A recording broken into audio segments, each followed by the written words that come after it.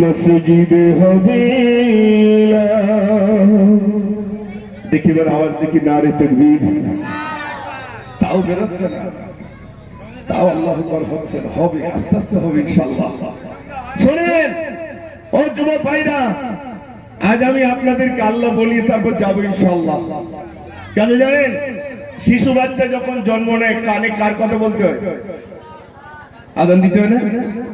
আমরা তো শুধু সেলফি তুলি আর ফটো তুলি, দাদির কাছে পাঠাই, দেখো তোমার নাতি, ওরে সর্বনাশ। আপনাদের বলে যাচ্ছি, যদি কারুর সন্তান জন্ম নেয়, সে মেয়ে হোক আর ছেলে হোক, হসপিটালে হয়েছে, বাড়িতে এনেছেন, বাড়িতে আনার পরে ইমাম সাহেবকে দিয়ে বলবেন, হুজুর আমার ছেলেটাকে আমার মেয়েটার কানে একটু আজান দিয়ে দেন। যদি আজান না দেন তাহলে কি হবে? যদি আজান না দেন, রাত দিন ওই বাচ্চাটা শুধু বলে মোবাইল দাও, পাবজি খেলবো। খেলো তো? হ্যাঁ, খেলে যাবো মোটামুটি।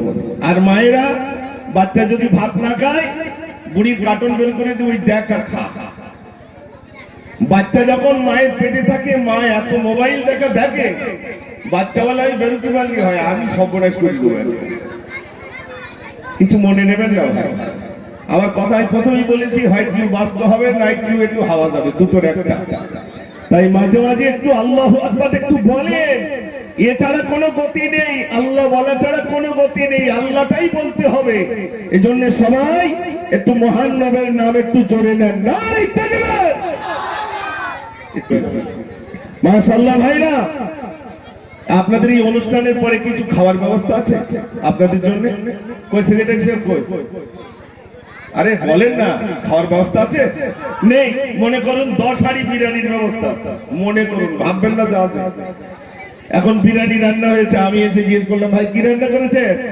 তো হুজুর বিরিয়ানি রান্না। বিরিয়ানি তাড়াতাড়ি নিয়ে আসেন। প্রথমে এক বালতি আরো আনে, কতটা খাবে রে? এই চলতে এক হাঁড়ি নিয়ে চল, এক হাঁড়ি এনেছেন, বলে আরো আনেন। যুবকরা বলছে চল 10 হাঁড়ি নিয়ে চল, একটা বাঁশ নিয়ে চল, না খেতে পারলে টাইট কর। আমি মুজাফফর এসেছি, আমি গালটা হা করলাম, আপনার 10 হাঁড়ি ঢেলে দিলেন, আমি টপ করে গেলেন, চলে গেলাম। আপনারা বাড়িতে যাবেন, মায়েরা জিজ্ঞেস করবে কই তাবারুক কই? তখন আপনারা বলবেন সেই উত্তর 24 পরগনাতে এক হা করে এসেছিল, একে গালে মেরে দিয়ে পাড়ি চলে গেছে। এটা বলবেন তো? শোনেন, আল্লাহ সব থেকে যে নবীকে বেশি টাকা দিয়েছিলেন তার নাম হলো হযরতে নবী সুলাইমান আলাইহিস সালাতু ওয়াস সালাম। একদিন আল্লাহর কাছে বলছেন, আল্লাহ বলছে, বলো, ও গো আল্লাহ আহাদ, আমি তুলি দুটি হাত, তোমার সৃষ্টির দেব দুটি ভাগ, কবুল করো খোদা মোর মুনাজাত, আমি সুলাইমান করব দাওয়াত। ও গো আল্লাহ আহাদ, আমি তুলি দুটি হাত, তোমার সৃষ্টির দেব দুটি ভাগ। আল্লাহ দুটো ভাগ দেবো।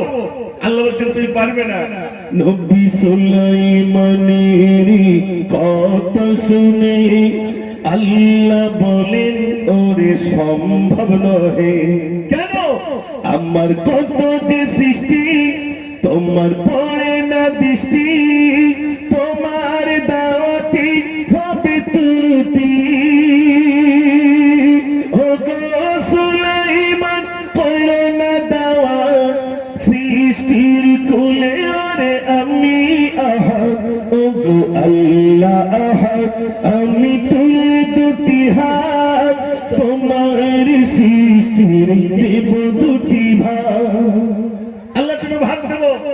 আল্লাহ বলছে তুমি পারবে না। নবী সুলাইমান বারে বারে আল্লাহর কাছে বলছে, আল্লাহ হয় দুপুর বেলা দেন, নইলে রাতের বেলা দেন। আল্লাহ অনুমতি দিচ্ছেন।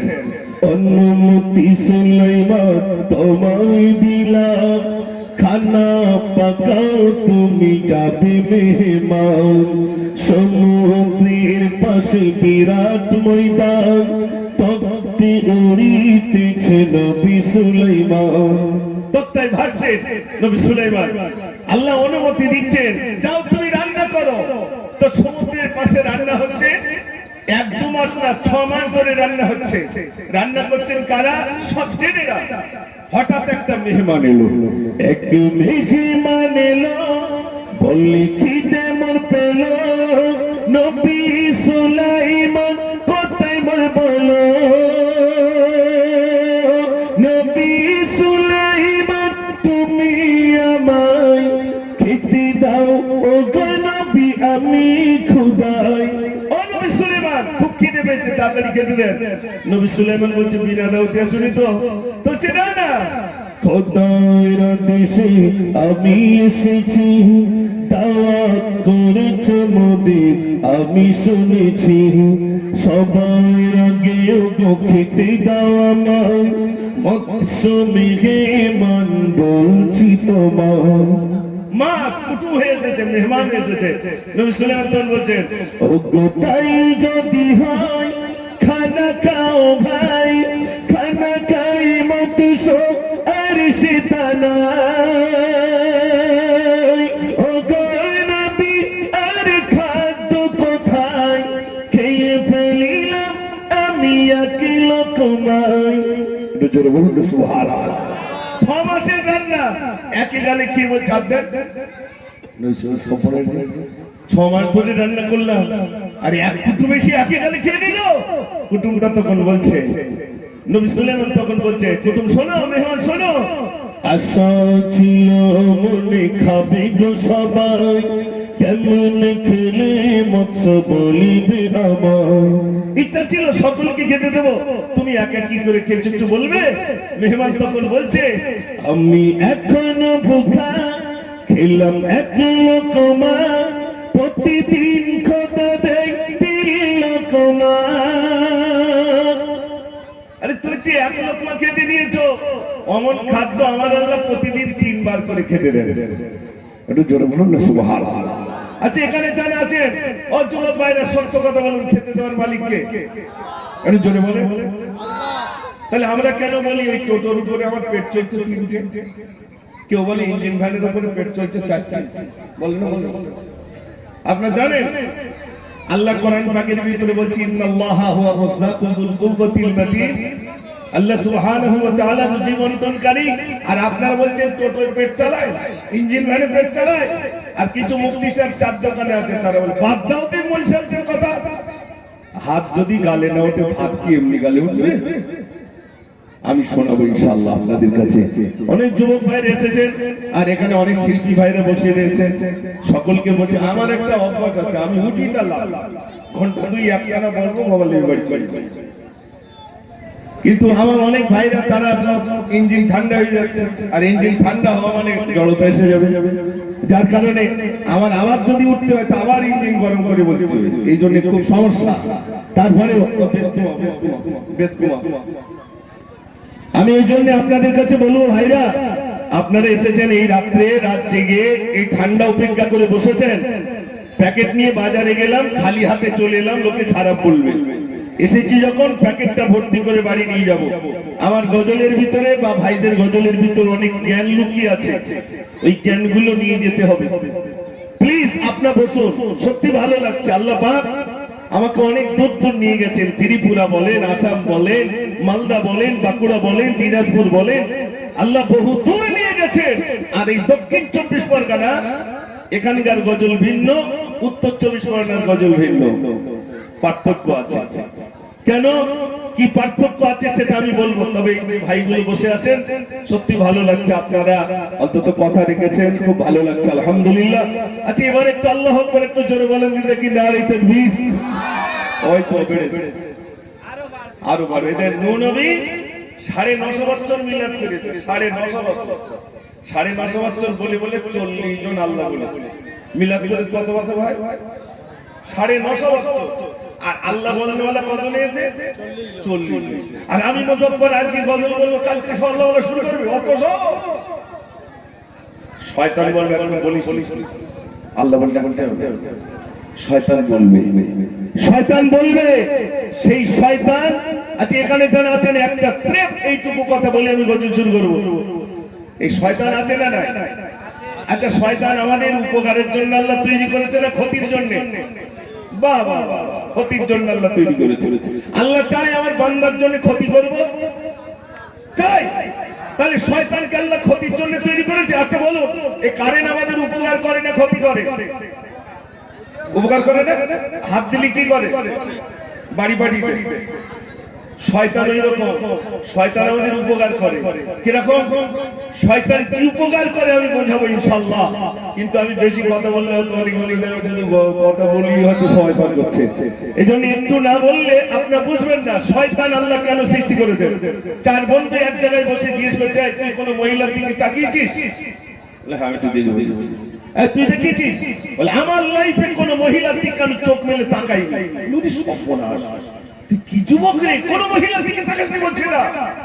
আরেকজন বলছে তুই দেখিস? বলে আমি তো দেখে ফেলেছি।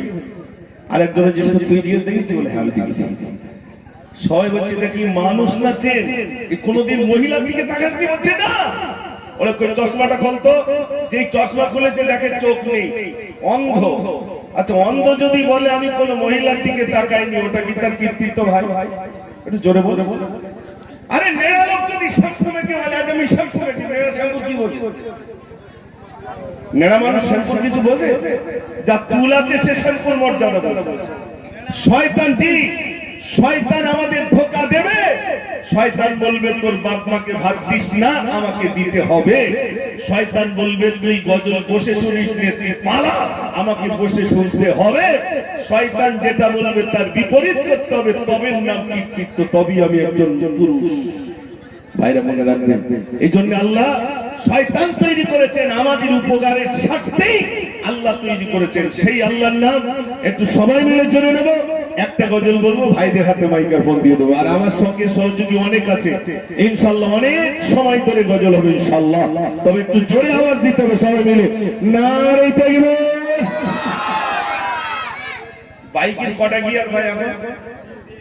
না একটা গিয়ার, তিনটি পাঁচটা করে হ্যাঁ, আবার ওই ভাই বলছে ছটা, ঠিক বলেছে। এখন ছটা করে গিয়ার পাওয়া যাচ্ছে। প্রথম গিয়ার হলো, দ্বিতীয় গিয়ারের দিকে আওয়াজ নারে তাকবীর। এই তো বেড়েছে। আচ্ছা টপ গিয়ারের একটা আওয়াজ বলি দেখি, নারে তাকবীর। বেরোবে না মানে আওয়াজ আরো বেড়ে গেছে। মুসলমানের নাম শোনেন, মুসকান বলে একটা মহিলা সারা পৃথিবী তাক লাগিয়ে দিয়েছে। তার সামনে যখন জয় শ্রীরাম বলে যুবকেরা ধ্বনি দিচ্ছিল, একটাই মহিলা সেদিন, বার্তা পরিহিতা মহিলা, সেদিন সারা বিশ্বে তাক লাগিয়ে ওই জয় শ্রীরাম যারা বলছিল তার সামনে, সে তখন বলছে নারে তাকবীর আল্লাহু আকবার বলে সারা বিশ্বে তাক লাগিয়ে দিয়েছে একটা মহিলা। আর আমি মদ্দা লেখা একটু জোরে সবাই মিলে একটু জোরে বলেন নারে তাকবীর। মাশাআল্লাহ, এই আওয়াজটা আমি দেখতে চাই।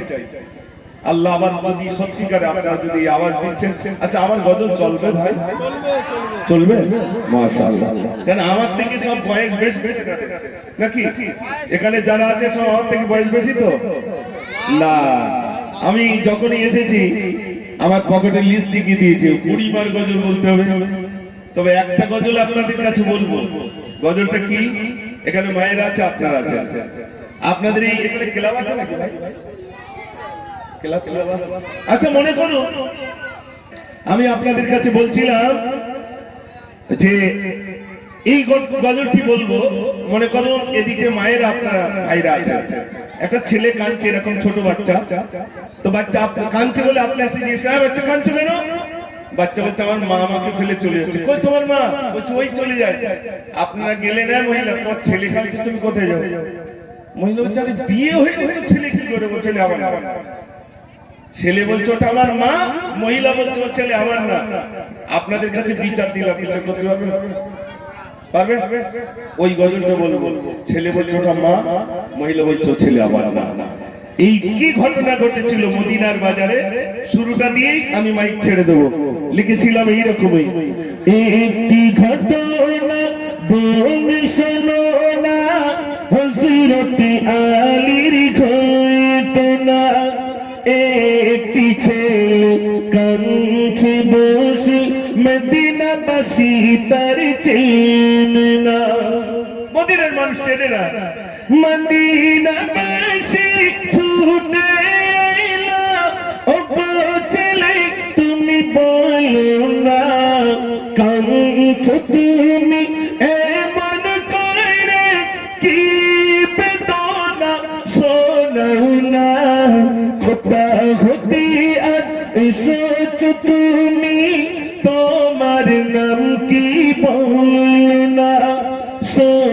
তো কথা বলিতে হবে, নইলে মোরা যাব না।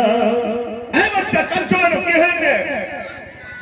ছেলে তখন বলছে, ছেলে বলে মদিনাবাসী ওই দাঁড়িয়ে মোর জননী আমায় ছেড়ে চলেন যখন, বেদনা আসি তখনই মায়ের মতো ভালোবাসা আর তো আমি পাইব না। মাকে ছেড়ে কোথায় যাব, মদিনাবাসী বলে। মদিনার যুবকেরা, ওই যে মহিলা চলে যাচ্ছে ওটা আমার মা, তোমার মা? বলছে হ্যাঁ আমার মা। মদিনার যুবকেরা মহিলার কাছে গেল, মহিলা তোমার ছেলে কাছে তুমি কোথায় যাও? মহিলা তখন বলছে, মহিলা বলে মদিনাবাসী ছেলে বলতে কিছুই নাই, বিয়ে হইলে ছেলে হবে, বিয়ে তো আমার হয় নাই। মোর কাছে সম্পদ আছে, লোভে লালসি ছেলে কায়, খোদার কসম মদিনাবাসী ও ছেলে তো মোর নয়। মদিনার যুবকেরা, আমি আল্লাহর কসম কি বলছি, ও ছেলে আমার না। ছেলে বলছে ওটা আমার মা, মহিলা বলছে ও ছেলে আমার না। মদিনার যুবকের বলছে চল তো থানায় দি, পেটাই দিলে শিকার হয়ে যাবে।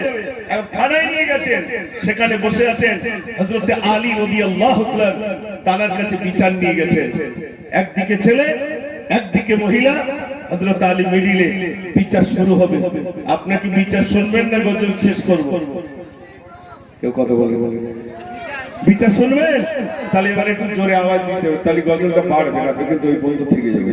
দেখি এবার আওয়াজ, দেখি নারে তাকবীর, মাশাআল্লাহ। তো হচ্ছে বিচার ওইখানে থাক, হযরত আলীর দরবারে চলে গেছে, বিচার হবে। আমি তারপর থেকে আবার শুরু করব ইনশাআল্লাহ।